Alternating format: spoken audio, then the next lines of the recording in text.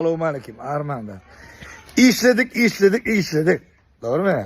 Bunun neticeden yaxşı Elif Production olup en betinden nayvaş edip deyince alalım. Çünkü nayvaşını çağırdık. Bir tədili öyle stüdyo öyle. Başlasın. Şimdi başlar. Dedik bağlar mı kadını? Yani oğullar 363 günde maksimum 3 gün deyince alınırlar. Gördük.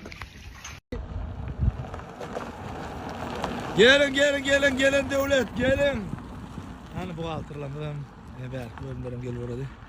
Yürü. Cem'i 65 adamlık. Yine erkeğe var fiyatlı bilen onu kolay iş gelmeden 61 o benim 4. adam. Adamın da çöbürek pişmeliyade. Davayçı işime uğruna olsun. Allah gelip bilmediklerim edip oldu tədile son oturdu size. Oba! Şunun iyisi vardı burada şeker abi işarettik. Ana yeri.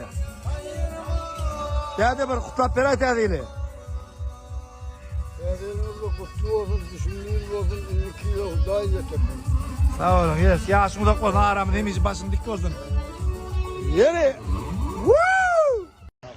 Bugün biz berdi jurnalın tanıştığınız da var efi. Çayablar, yani. Biz berdi. Deyince aliyaz.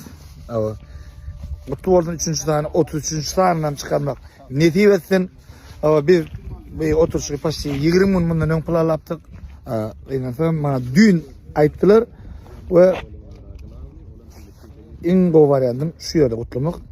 Son için işinde üstünlük berekeler. Yürü!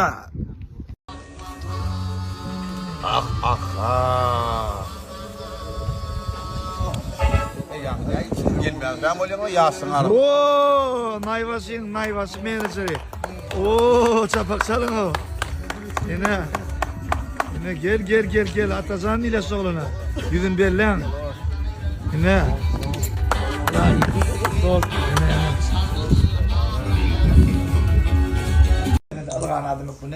Aliya, haydi. Ne yapıyorsun?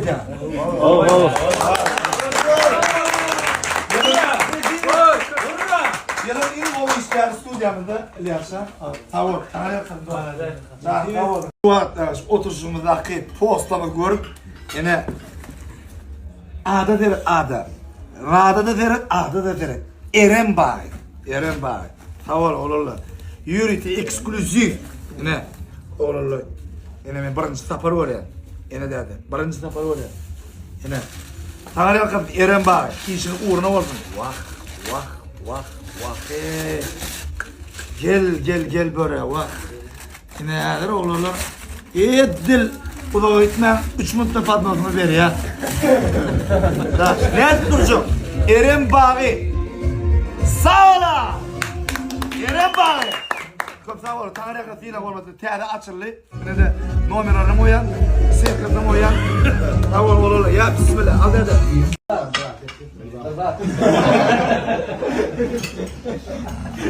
Hadi bir yaştan.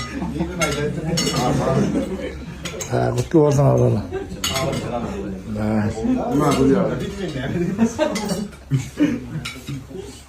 Tamam oldu. Arma, tədil kutlu olsun. Düşündür olsun. Asgari devlet değil olsun. Tədil cemil var ya. 2 gün ağırlı.